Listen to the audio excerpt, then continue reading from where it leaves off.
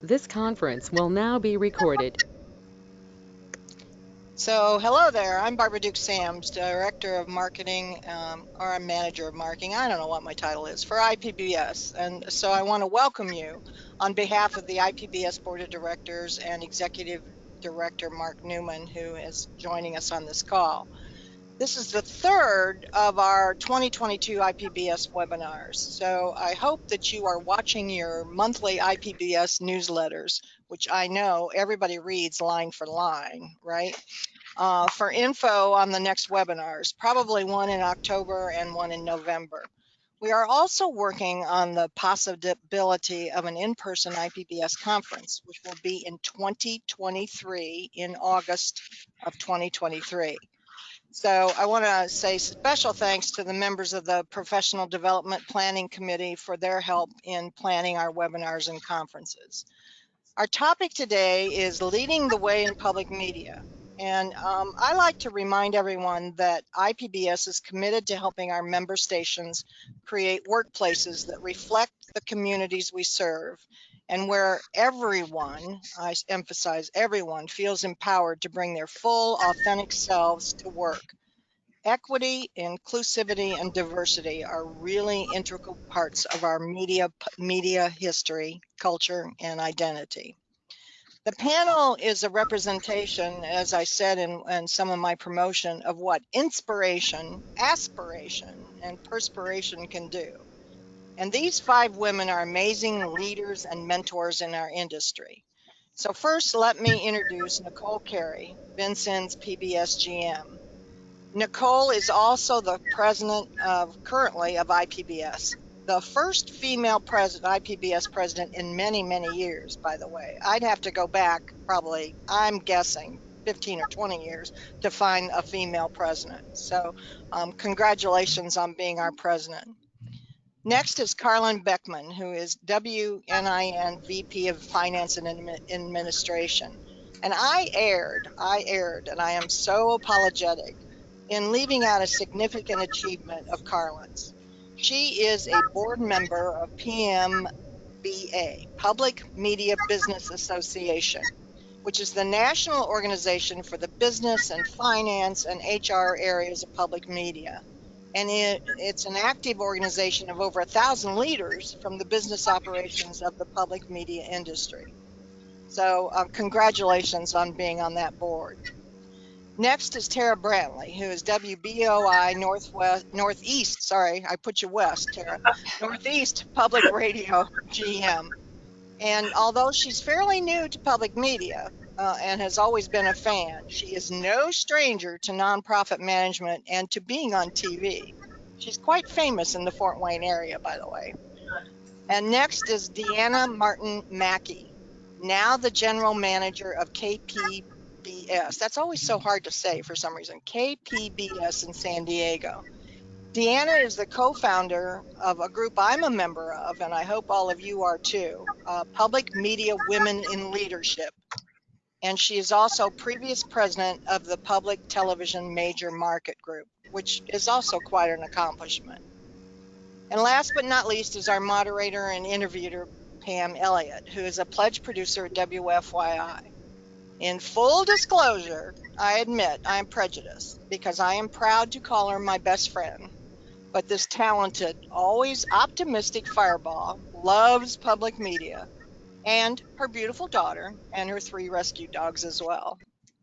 So if everyone please make sure your microphones are muted until you're ready to talk, so we eliminate background noise, that would be great, except for the panelists, of course. Please submit questions via the chat feature or verbally if you prefer as we go. It's fine. I'll share the email addresses for our participants in the chat, and you'll see it pop up. It's the little bubble that you see at the top of your screen. So you can send any of these participants a private email if you'd like. We are recording this and we'll make it available on the IPBS website for those who could not attend. So take it away, Pam. All right. Well, Barb, thank you so much. And ladies, thank you for joining us. I know this is a busy time, but it's always a busy time in public media. which makes it all the more fun. And a special early good morning to Deanna joining us from California. So this is wonderful. And full transparency, I did send our panelists questions. Barb and I came up with some questions to get the conversation started, but we encourage you to put your questions in the chat, or you can certainly put your mic on when we call upon you if you have a question. So this is a conversation, an opportunity for all of us to learn. So I'm very much looking forward to this. And Barb sent along the bios, so you can kind of familiarize yourself with the backgrounds of some of these wonderful ladies. I'm just going to start out because we're talking to women who are leading public media today. You know, what makes a strong leader? And that's open to the entire panel. So jump right in, please. Sure. I believe that you have to have an incredible amount of patience. You have to have the ability to productively multitask and not be afraid to take risks. You have to treat others as you would have them treat you. Make sure that there is mutual respect. Promote and enforce a positive work culture. Give people something to believe in. Make them feel fantastic about coming to work, and basically practice what you preach. If you want others to bring 110%, you must bring at least that to help make sure that your environment is productive and fun at the same time. So many people go to work and they're like, they dread going to work. I like to believe in a positive work culture that really gets people highly productive and has them wanting to be where they are. All I right, can. Tara, thank you for that. A productive work culture and fun. I like the sound of that. Carlin, do you want to add to that? Sure. What I'd like to say is also one other thing that's very important is you don't want to micromanage your staff. You need to trust people to do the job that you hired them to do. That's why you hired them. They're great people and they need to feel valued, feel respected, feel like they're making a difference. Two of the most important words you can say are thank you. Regularly thank your staff for a job well done. If they've worked really hard on something, they may not have achieved the goal they want, but recognize their accomplishments, make them feel like they're valued, they're an important part of the organization because they are. You want to encourage them to take the steps to become the future leader that will hopefully one day take your place. You want to give them the tools that will help them succeed, and you want them to succeed. Right, Carlin, thank you. Nicole or Deanna? Yeah, completely agree with both ladies. I also, especially being the leader at a small station, I'm all about teamwork. And I believe that it's from the top down. I am always willing to get in the trenches with my staff, especially. It only takes one person calling in sick, of course, during these times, especially, that the work needs to be spread across more folks. And so I'm always willing to get in there and do what I can do as well. And one other thing, that when I set out in this position, I guess 8 years ago now, I always wanted to be a practitioner of what we do. I don't want to sit in an office and try to make administrative decisions and not know the latest technology or how to do the jobs that all my staff are doing. I may not be able to know them at the expertise level that some of them do. I don't have time for that, but I am willing to always learn, and that way I know for sure that my staff are happy in the positions that they're in, and that they know that I'll be right there next to them, shoulder to shoulder, when needed. Very good. Thank you, Nicole. Deanna, you want to add to that? Sure. Yeah, those were all great answers. I would say I'm a big practitioner of servant leadership. And I think it's really important to look at your role and be cognizant that you have a lot of power and influence. And so, how can you use it for good? And I think as women leaders, we often don't want to recognize that. We want to, usually we don't have the same level of ego, in my experience, as some male leaders.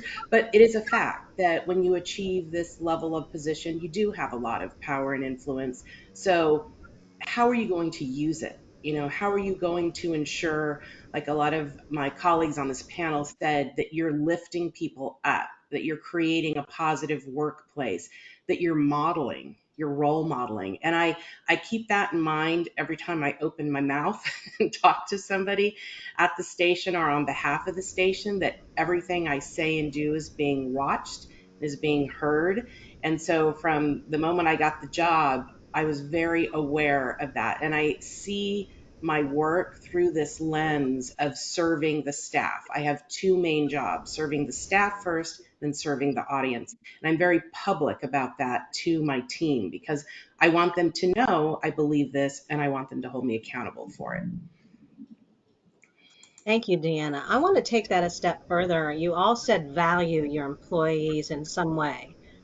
Is that with some kind of recognition program that you implement in your workplace? Is that just one-on-one in the hallway? What does that look like and sound like for people who may be listening in on this conversation and say, well, I have a staff of 2 or 3. What should I be doing? Is it simple? Is it just a simple note maybe on the desk? I mean, what would you practically answer? How would you practically answer that? It's a combination of many things. It's the post-it note. It's the taking them out to lunch. It's the stopping by their desk and say, great job on that project. It is bringing in cookies sometimes or donuts just to show appreciation. It is so many different things. Depending upon the staff that you have, it can be a special trip to the movies or the park or you name it, a gift card. It's multi-level. I agree with that. I work with an open door policy. My door is usually always open. And if it's closed, they know I'm in a meeting. But not just that they feel welcome to come into my office, but I try to seek them out as well, go to where they work. And just that daily camaraderie with them. And that is where you do get in, I think, the most appreciated praise comes in those small conversations, but then also in front of their peers as well. Again, I'm dealing with a very small staff, so that could easily happen right out in the hallway in between, different tasks that we're accomplishing each day. Yeah, I think recognizing what the individual wants, and that's really important. Some people want the public praise, some people want, as Tara said, a lunch, or so figuring out what's going to motivate that person and make them feel heard and recognized. I'm going to challenge you. Oh, go up, please. Go ahead, I Carla. was just going to say, I'll agree with that. I'm on a different level. I'm not a GM, but I do have one bookkeeper that works for me, as well as I deal with the HR for our building, even though we're a small staff. And I know just talking to other staff, one of the most important things you can do is just remember that if you're talking about a project, your accomplishments, acknowledge the people who contributed to it and make sure that their voice is heard and that they don't get left behind, especially when we're talking about something to the whole staff too. On that note, I'm going to kind of challenge all of you now because I love what you're creating in your work environment in terms of valuing people, getting to know them, what is their, I think love language was used in our chat. Thank you, Laura, for that. But in a world where there's a lot of job opportunity, or there appears to be, right? And you're competing for the best in the business, is that enough to value them? I mean, can public media compete with commercial endeavors? Obviously we all have talented coworkers and colleagues, but how do we keep them, right? And how do we, is a thank you or a card, a post-it note, Tara, on your case, is that enough? What are you doing to recruit and keep those folks? Well, I would say, and I'm really glad you brought that up. I would say at KPBS, and we have a pretty large staff, almost 200, it's very challenging. And I think public media, and I think everyone is experiencing this, is having to move from a perspective of we're all a family. And so everyone just pitches in and overworks and works for little, to we're a team that appreciates and values the work and pays for the work in a competitive way. And so, obviously, a nonprofit, you're not going to pay at the same level often as commercial, but you can look at compensation surveys and studies, and you can look at your marketplace. And what I've been advising stations, or I did when I was in the MMG, is sometimes that means you have to do less. You have to do less in your organization to pay your people fairly that are already there. And whether that's actual salary, benefits, and certainly in this environment, in the endemic environment, it's flexibility. People want flexibility, and organizations that are refusing hybrid, unless it's you have to do it because of your state or your governor.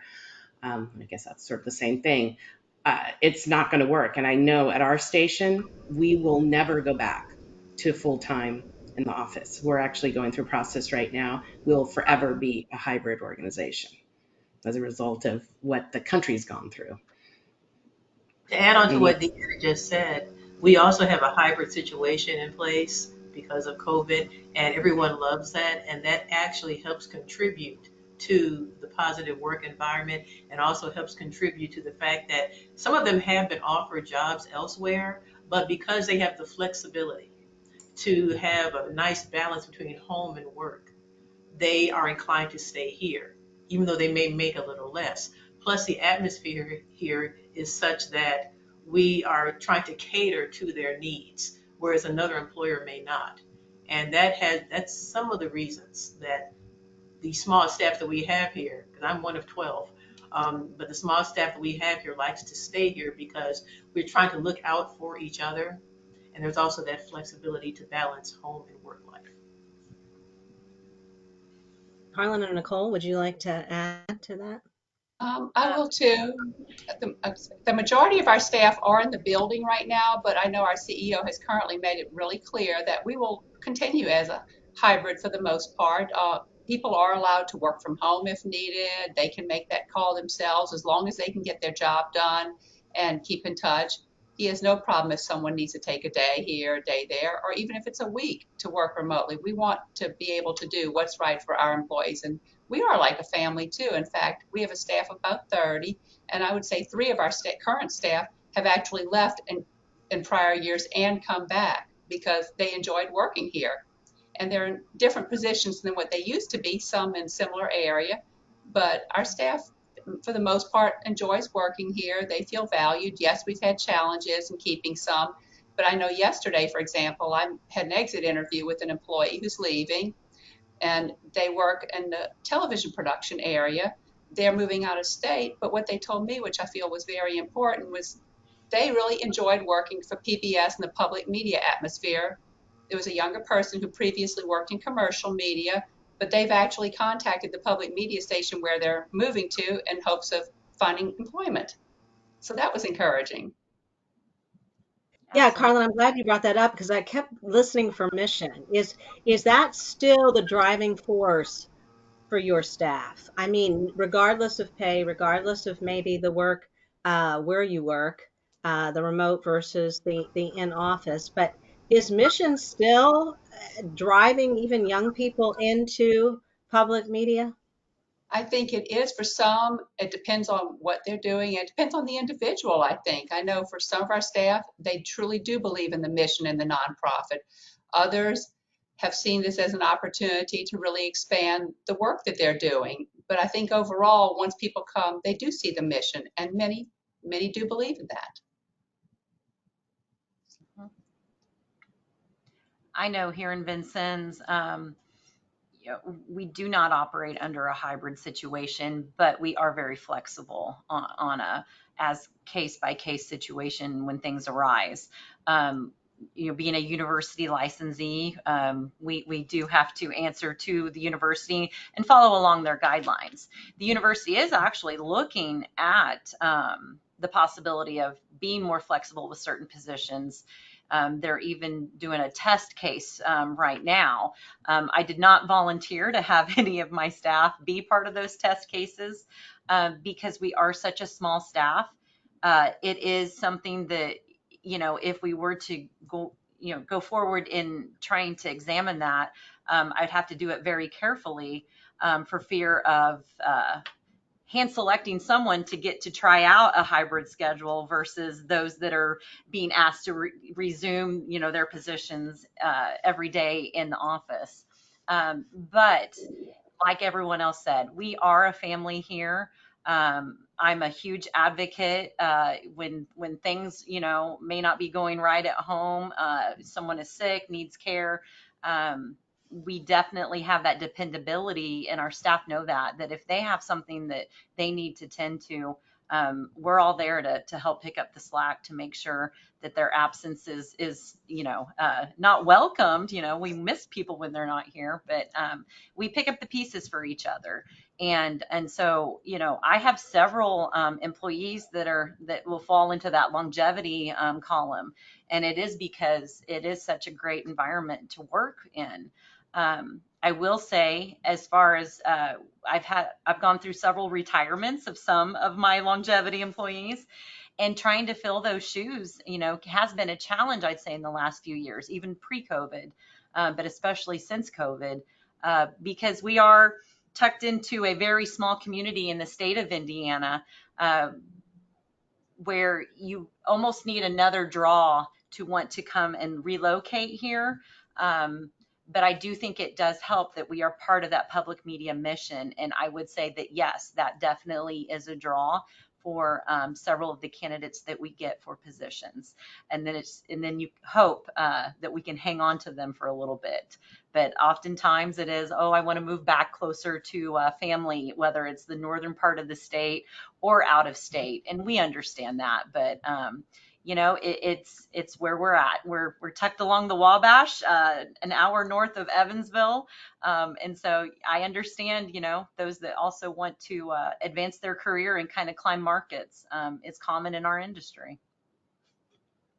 And being driven by family connections and needs, and you understand that, Nicole. And I was hoping you would share with our group about your decision to step away from work. I think it was maybe a total of 8 years to help raise your children, and then to return. What was that like for you, as people, especially younger folks, are weighing, can I afford, especially as a woman, to leave and come back? Is there going to be opportunity for me? And look at where you are today. I think you can really inspire some folks. Yeah. If you had asked me when I made that decision, if I saw myself re-entering media world, or would it be even public media, I don't think I could have seen that on my radar.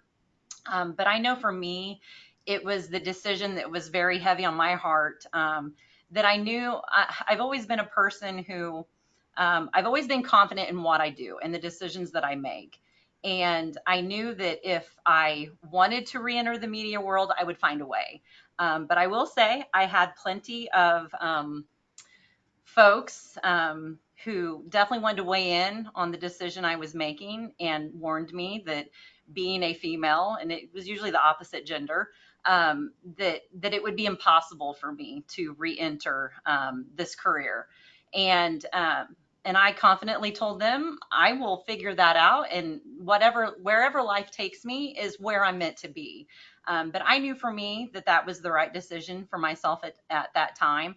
And I will tell you, as my daughter was in preschool, my goal was to stay until she was in full-time school. That's when the position came open here at Vincennes University, within the PBS department in the newsroom. And it was a year too soon. I wasn't ready, but I knew that I had to go ahead and make that jump, because it was the perfect fit for me and my family, especially for what I wanted to do with my career. Openings didn't come open that often, especially back then, here within this organization. And so I definitely knew that the timing was a little too early than what I wanted, but it was the right time. And it was absolutely the right time.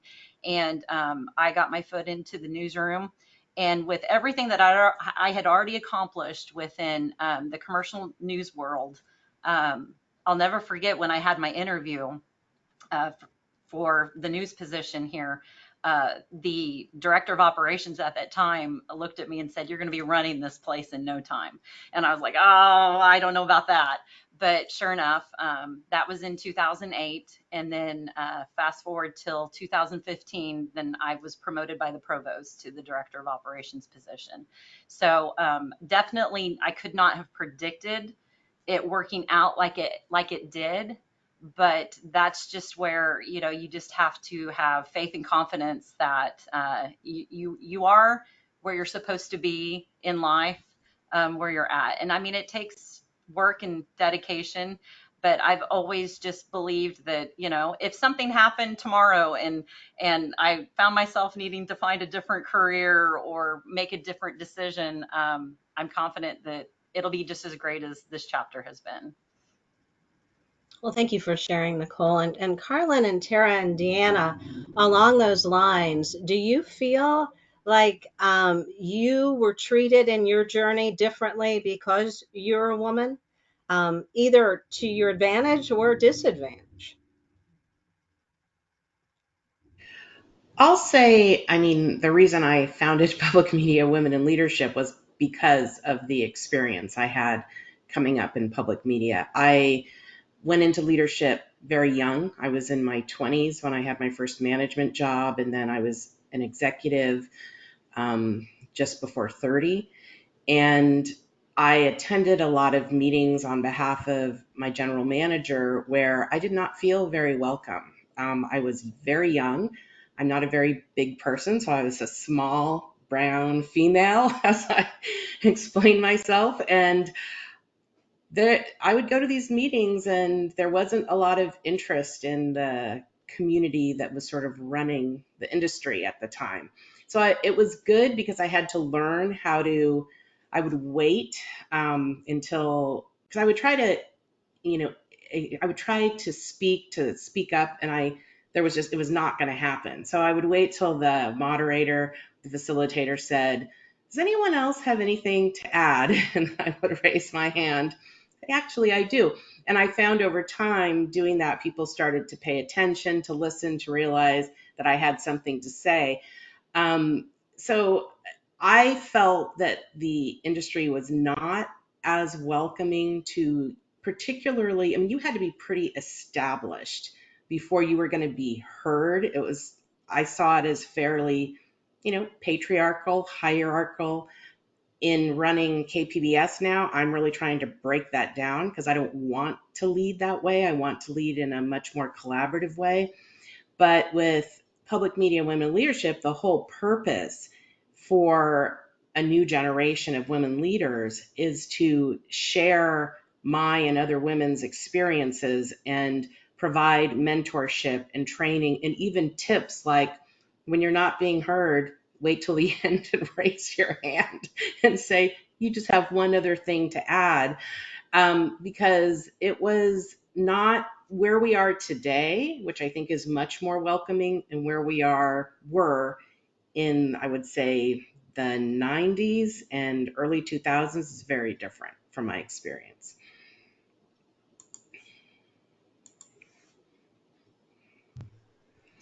Anyone else want to share any kind of advantages or disadvantages you felt that you received as a female rising in your position and taking on new leadership position? I would say not so much in public media, but I also returned to work after being home with kids for a few years in the early 2000s, and I'm in my current position. But prior to that, and I saw more of this probably in the 1980s, early 90s, I worked in retail management for a women's clothing store, and then I worked in an outside sales position. And I know at the time, even though I worked in women's clothing, our district managers, regional managers, they were predominantly male, and it was much harder for women to break into those roles at that time. And you saw a difference, and they looked at you differently too, as far as even though you were managing and running the organization versus taking that next step. And for example, when I was in a sales position, I worked for a large national organization, and the division I worked in, which was a support area, was primarily female, but the Evansville, Indiana office that I worked out of was primarily male. And you still saw some differences, and it was really hard to break out of that mold within the local office. But then when I started in public media, I will say our office was a little bit more female than male. Our GM was male.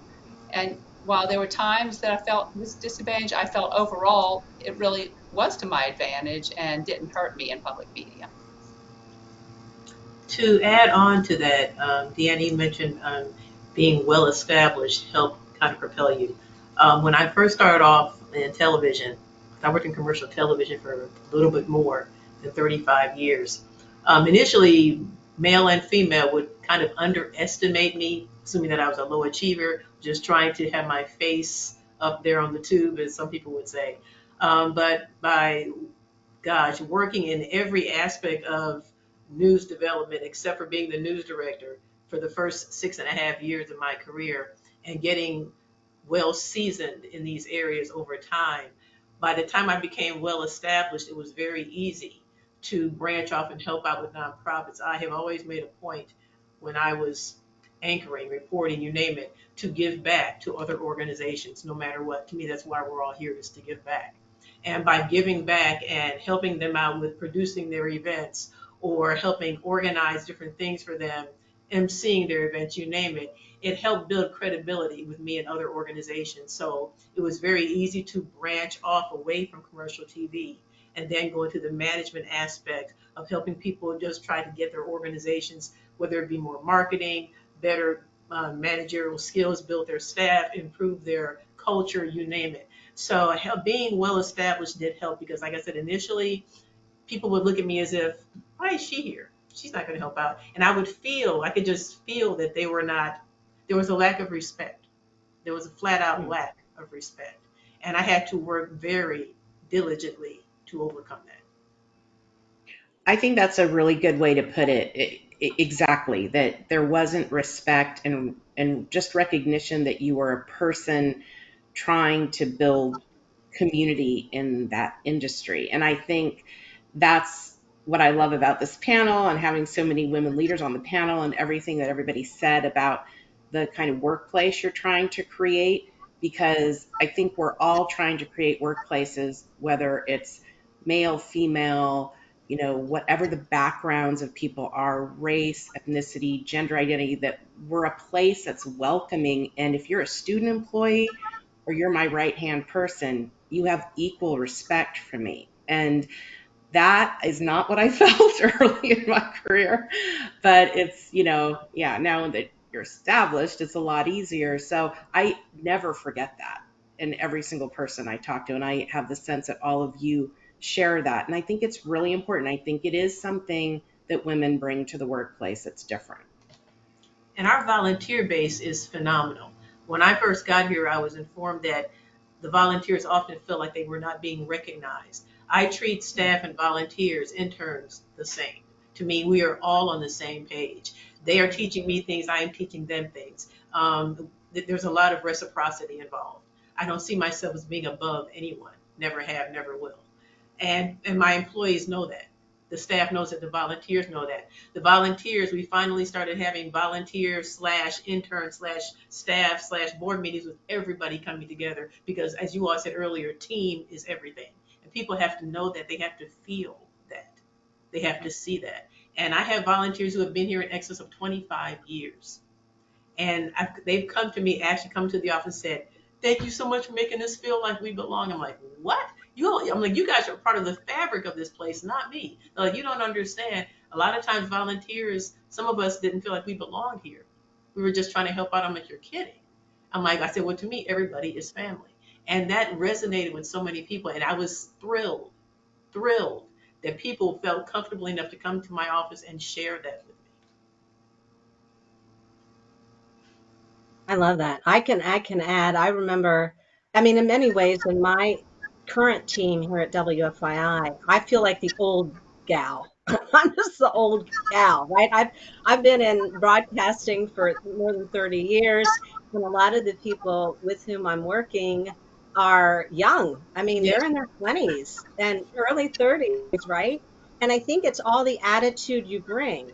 You could bring the attitude that, oh my gosh, they're a threat to me because they know a lot more about current social media and current technology and all of that. Or I can say, oh my goodness, guess what? I can learn from them and feed off that energy, right? And collaborate. I think you used that word, Deanna. It's so key, right?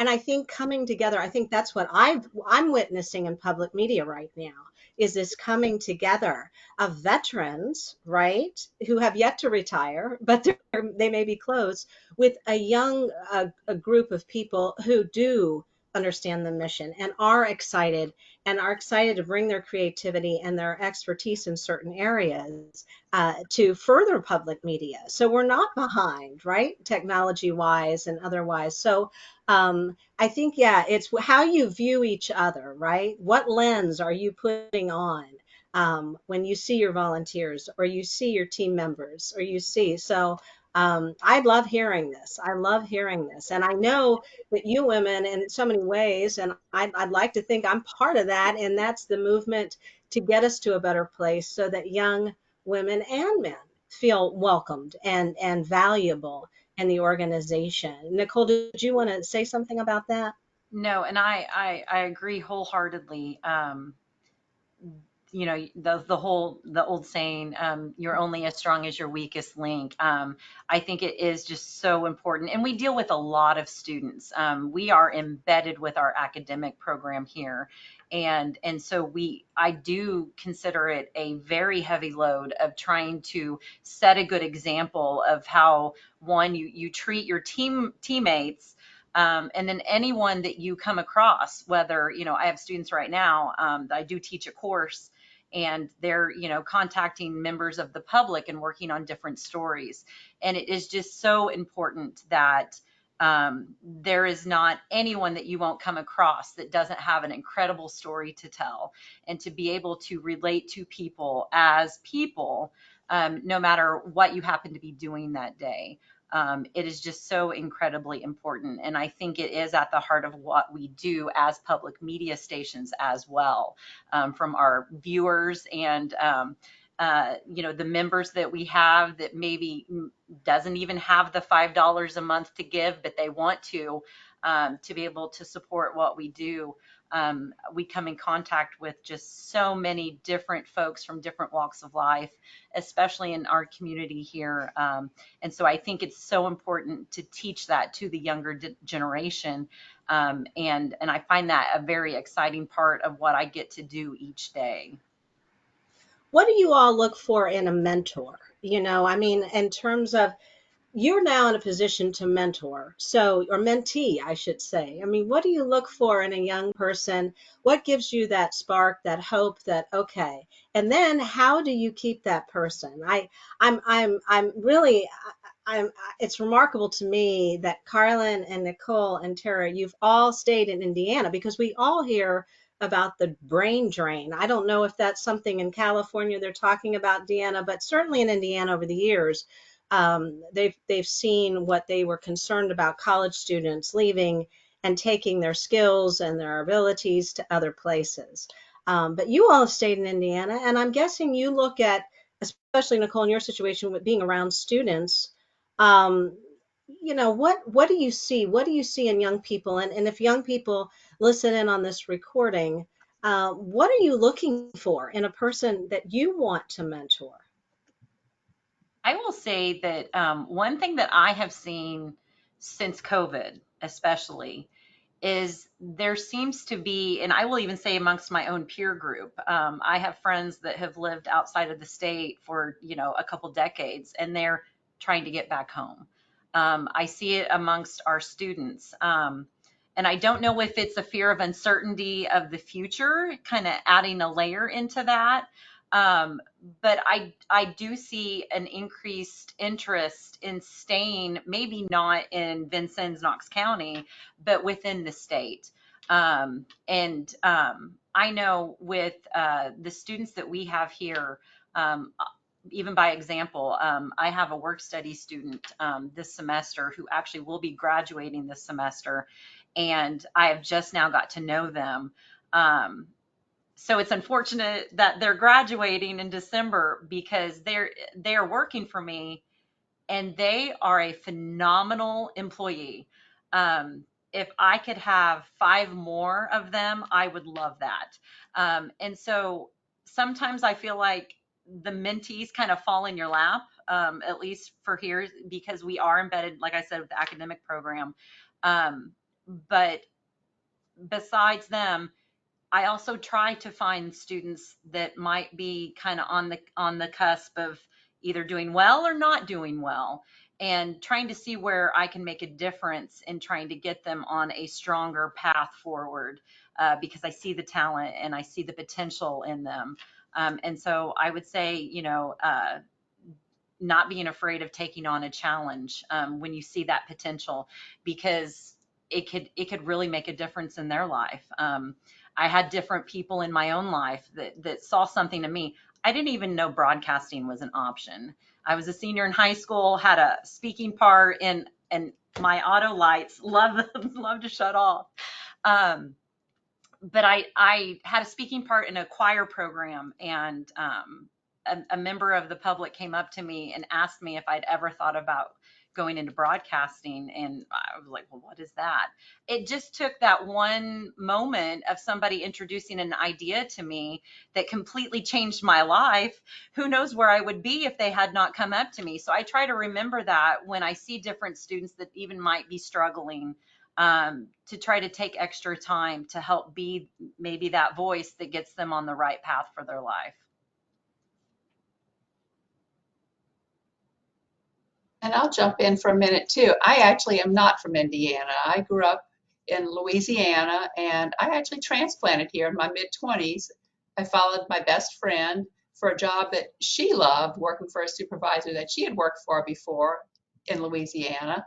And I was working in retail management at the time and came with no job and started looking for a job. And that's when I found a couple of part-time things to pay my bills for within a week or two. And then within 2 months, found the sales job I was in. And then I later went back to school for an accounting certificate program, which is how I ended up in the accounting and finance field.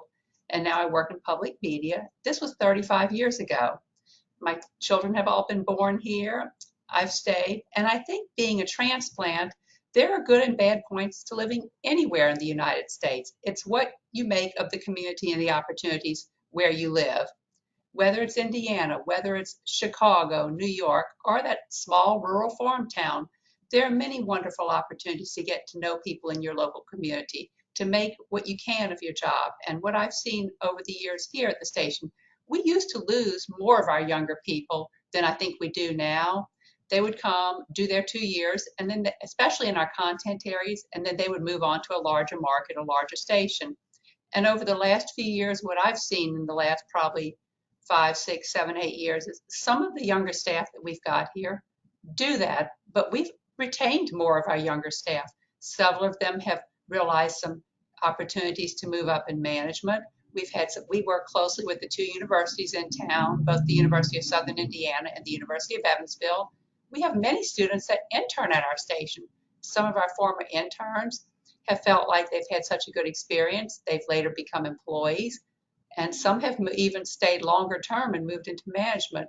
We've got several who have been here longer term, several who have come back, and I think that there are opportunities for them here, and they just need to see the value. And to quickly add to that, Indiana has a fantastic cost of living compared to many places around the nation. And many people are realizing that now. We've had a population increase in a number of different cities because the cost of living here is so wonderful. You can get so much more for your money. And that also, I think, plays some type of factor in this.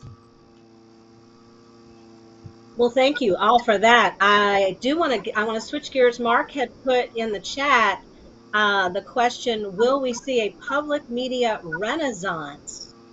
And I'm going to tie that into the vision that you each have for public media. Where are we headed? And Deanna, may I start with you, please?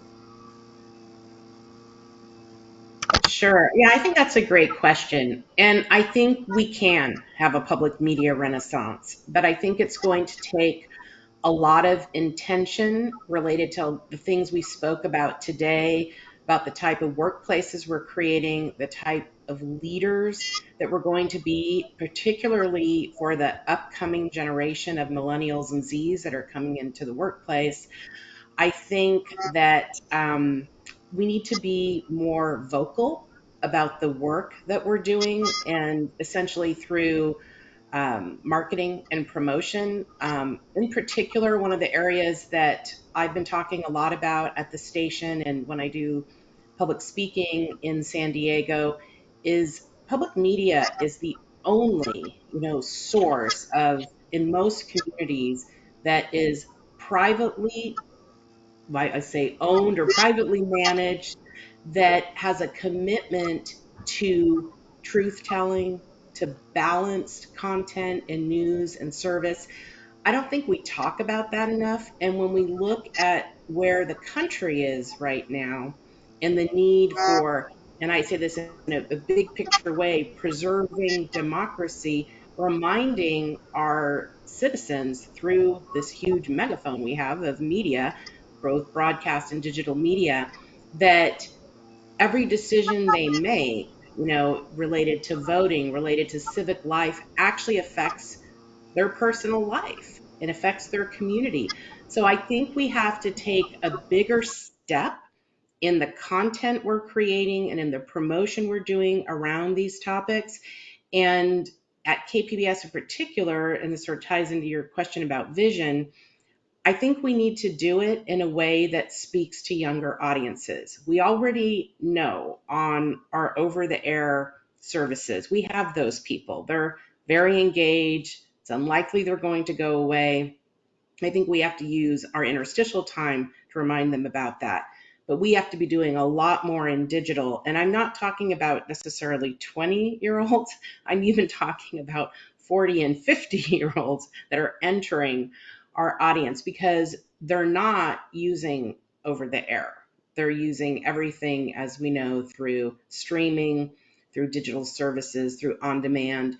So I think this idea of the role we play in the democratic process as content creators and as truth tellers is going to be really important for the renaissance of public media.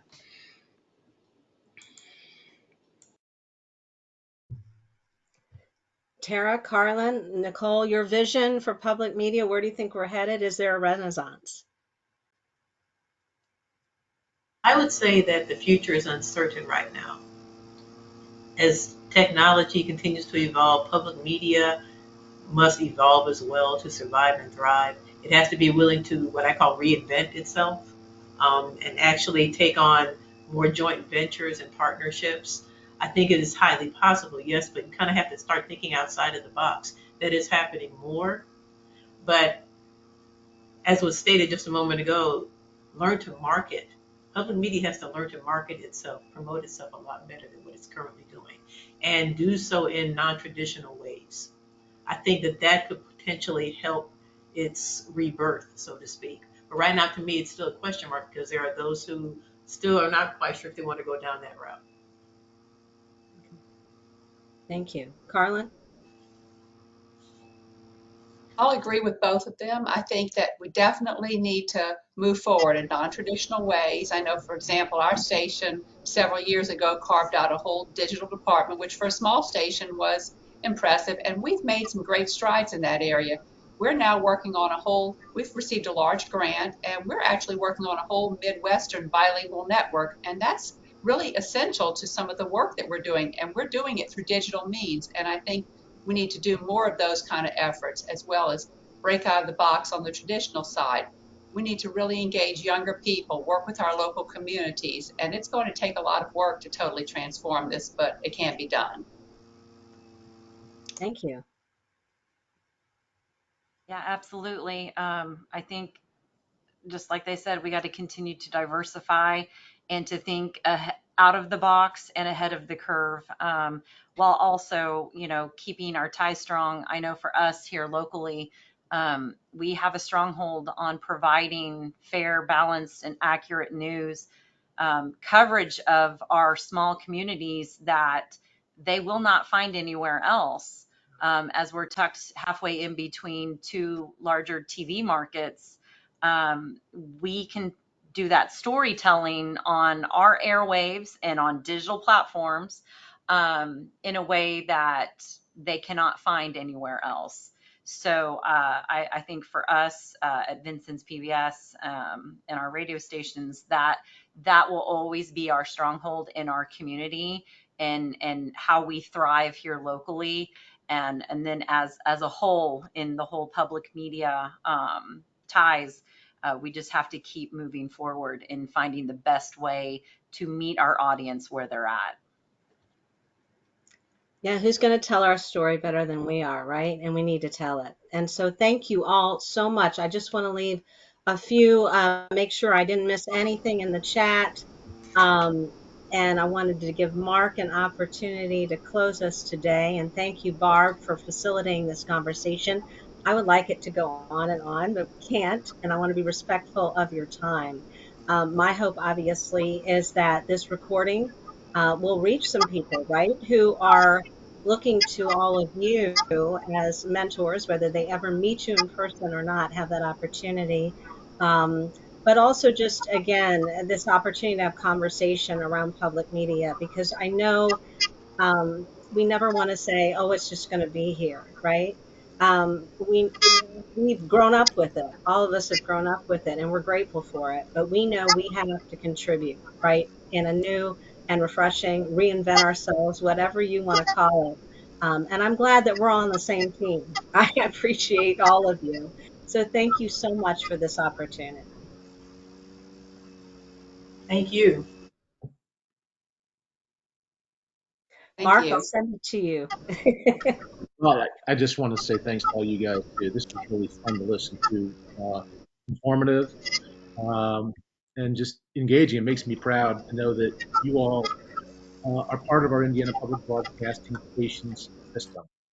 You're great leaders, our ecosystem here, and Deanna, we thank you for joining us today as well. We make you an unofficial member of IPBS. So you can be our West Coast vacation spot. Maybe we'll designate you and your station as that for us. But anyway, this was terrific. We will do our part to promote the fact that we have this recording. It'll be available on ipbs.org.